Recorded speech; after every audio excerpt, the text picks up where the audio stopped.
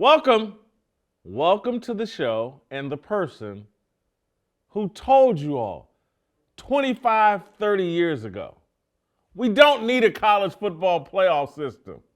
College football has never been broken. It's more broken today than it was 30 years ago when there was no playoff system. And I stand on all of that, and I stand on it even more firmly after this weekend's first ever opening round of the 12-team playoff format. Someone today called me, emailed me, text me, tweet me, DM me, whatever.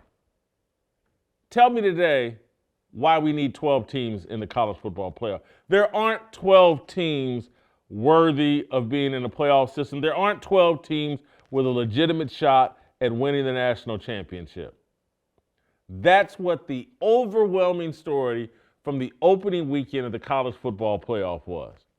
That Indiana, not a national title contender.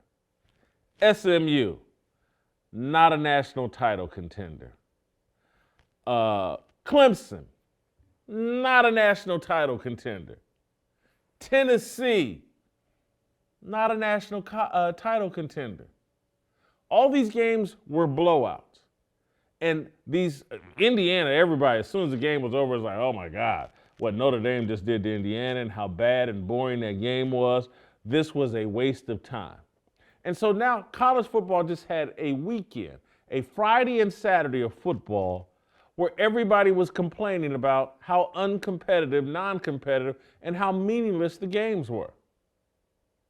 And so hopefully you bet the favorites and won some money.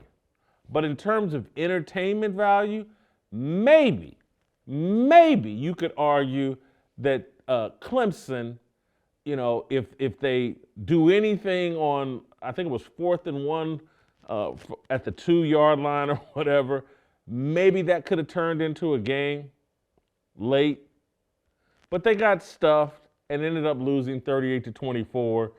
They had a chance to cut it to 7, but no one watching that is sitting there thinking, hey man, Clemson looks like they're better than Texas or a title contender. And look, I realize that all these teams that got beat had to go play on the road at teams that had a significant fan base and a significant home field advantage. I get that.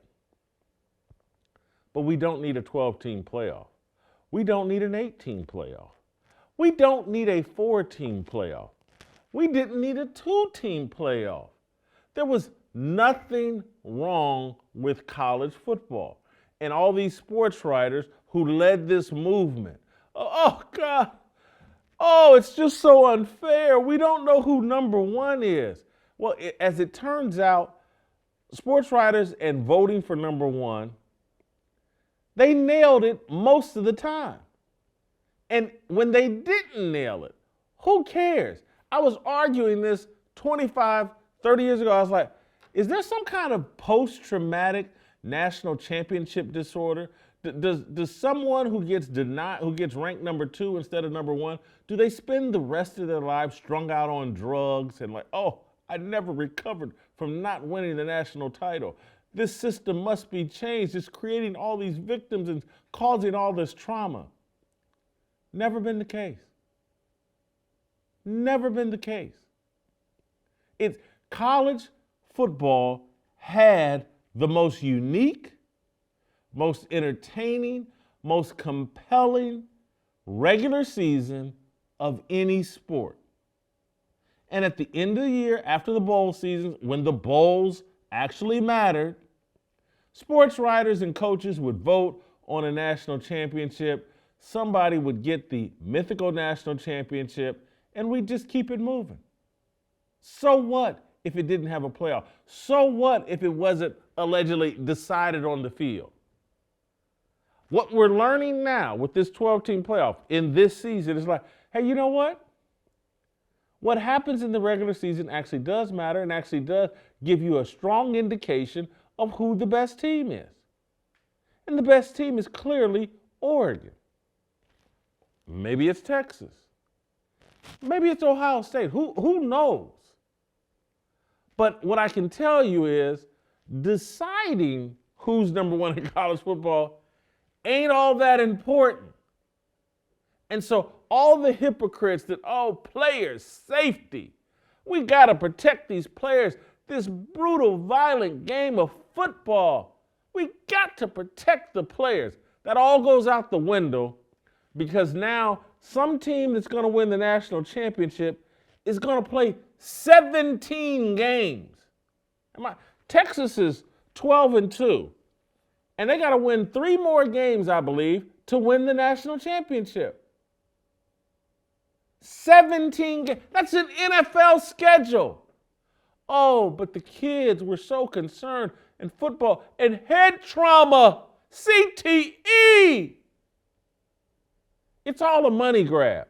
And it was all a bunch of narcissistic, selfish sports writers. Well, I just want games to cover. I like going to bowl games. Oh, you stay at nice hotels, the bowls give you nice little treats, and now I want more college football. None of it had anything to do with education as the kids. None of it has anything to do with safety for the kids. All it has to do with how can we create more and more money. It's not how can we create a sport that honors its tradition, doesn't do more exploitation of the players. Who's number one in college football just ain't that important. We've devalued conference championships, and that's why all of these conferences have just fallen apart. We threw, just think if we went back 30 years and said, hey, look, in order to have a college football playoff system, we're going to destroy the Pac-12. We're going to destroy the Big 12 or the Big 8. We're going to destroy the ACC. The conferences are all going to fall apart. Teams are going to be traveling, crisscrossing the country. Oregon, the Pacific Northwest, is going to be playing in the Big Ten, a Midwest league. And there's going to be all this travel required for volleyball players and track teams and all this other stuff because we need a playoff system. First Cup Coffee, Christian-owned Patriot Coffee Company that stands for core values, family, and building community across the nation. Go to firstcup.com, use the promo code JASON, and save an additional 10% on your order. And if you subscribe, save another 10% for the life of your subscription. Let's destroy the Pac-12 and all of its history because we need a playoff system. What if they told you then that would be the cost of this playoff system? Would you still be for it? Would you still see it as this great event? We must have it. Knowing who's number one is so important that we will devalue the conference championship. No one cares about conference championship. Other than, I guess, the Big Ten and the SEC. And I get that Boise State won the Mountain West, and so that qualifies them for the playoffs.